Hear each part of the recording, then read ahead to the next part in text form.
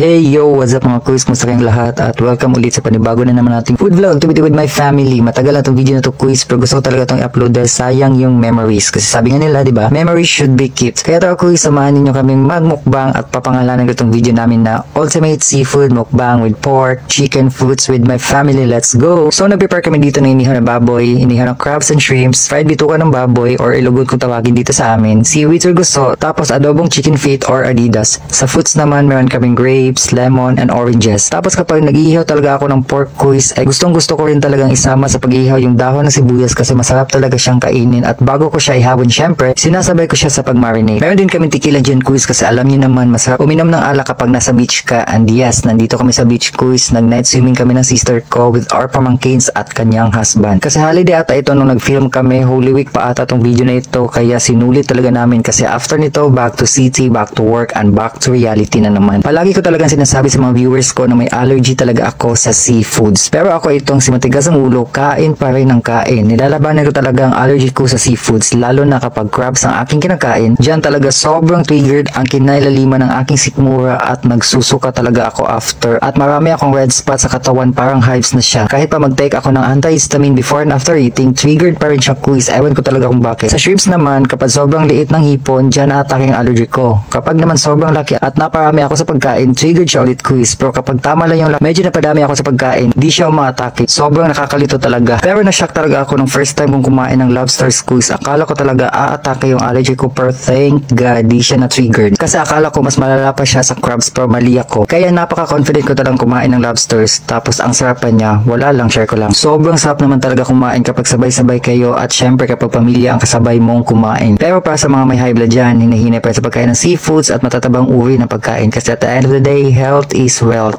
Pageant lang. But yes, tama talaga sila. Masarap talagang bawal. Kung sa love pa, the more you hate, the more you love. Kapag talaga beach yung usapan, masarap talaga yung mga iyaw-iyaw na mga pagkain, no? Iba talagang vibes at satisfaction pag ganun. Yan talaga mga starter pack foods kapag sa beach. Yung mga sabaw na dish is for tomorrow na papanlaban sa hangover.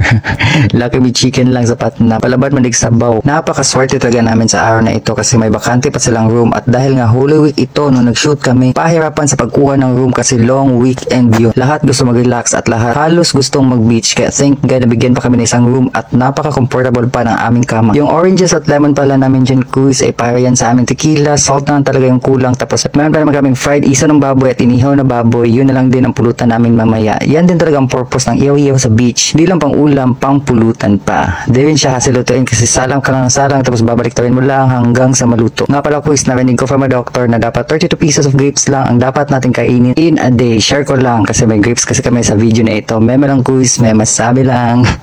Nga pala quiz, di ko pa pala napakikilala yung mga nakasama ko dito sa video na to. So I'm with my sister, her husband, our pamangkins na sila Dave at Slash, tapos si Christian. Kasama rin namin dyan yung baby Toby namin, yung Maltese dog namin quiz na sobrang kulit. Di lang siya kita sa video pero I guess nahagip siya kanina sa camera. Napansin nyo ba? Comment below quiz kung nakita mo. And I guess patapos na video na to quiz. Another day, another video na naman ang ating natapos. Thank you for watching. Salamat sa oras mo sa panonood ng video na ito. At kung nagustuhan mo ang video na to, i-share mo ang video na to, pag-react ka sa video na to quiz at mag-follow ka na sa aking mga social media accounts at dito sa aking Facebook page quiz, mag-follow ka na rin para sa susunod pa nating mga food vlog activity quiz. And I also like to take this opportunity quiz na mag-thank you sa aking family, friends at sa lahat ng mga naka-follow sa akin ngayon at sa mga nag-share ng aking mga videos quiz at mga nag-react. Sobrang laking tulong niyan sa akin. Ingat tayong lahat, stay healthy and pray always. See you sa aking next food vlog activity quiz. Buyers!